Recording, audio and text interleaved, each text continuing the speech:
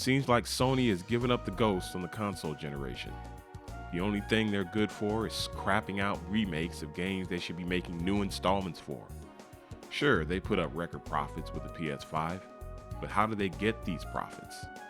Dumping financial liability by laying off workers and shutting down studios and game projects, raising the price of everything, essentially being carried by microtransactions through Call of Duty, Fortnite, and Roblox.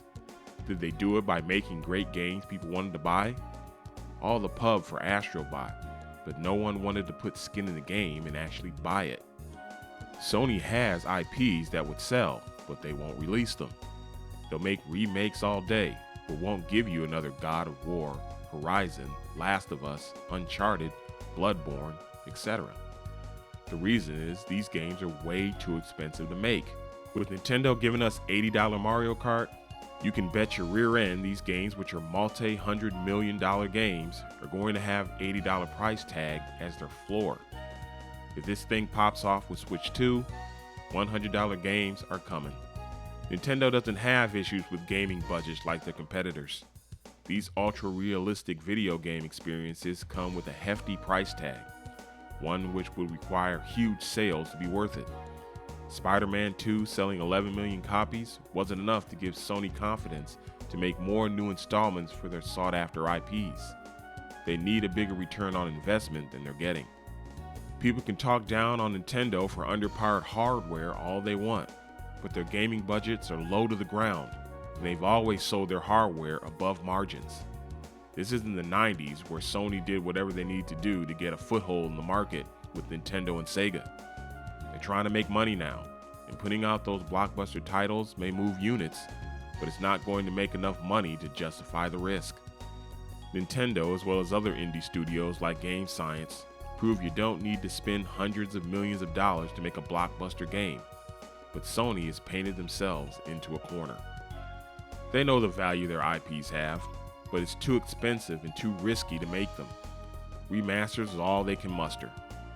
Nintendo does their fair share of remasters and remakes themselves, but it's of sought-after retro titles from their classic library.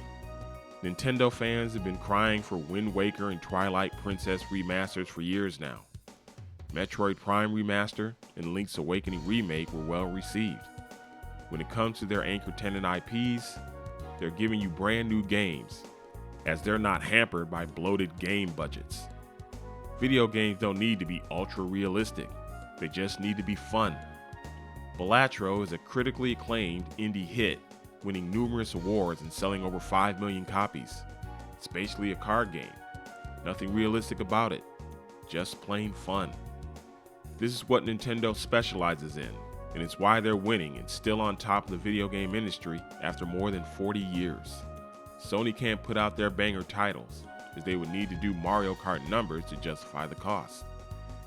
Gaming budgets have gone up, but not because of inflation. It's because these companies chase the dragon of ultra-reality video games.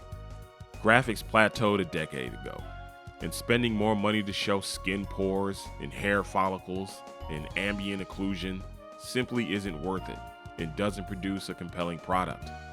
All these realistic racing games get curb stomped by Mario Kart. The fighting games with all the detailed sweat, blood, scars, and waifus get their lunch money taken by Smash Brothers. The name of the game isn't realism, it's fun. Sony may put out their blockbuster titles for PS6, but with prices trending upward and the most anticipated game in the industry in GTA 6 possibly going for $100, the video game consumer audience could be cut in half. This industry is about to cave in, as all these companies are sacrificing long-term success for short-term gains. They'll end up losing this battle with the consumer to push prices up.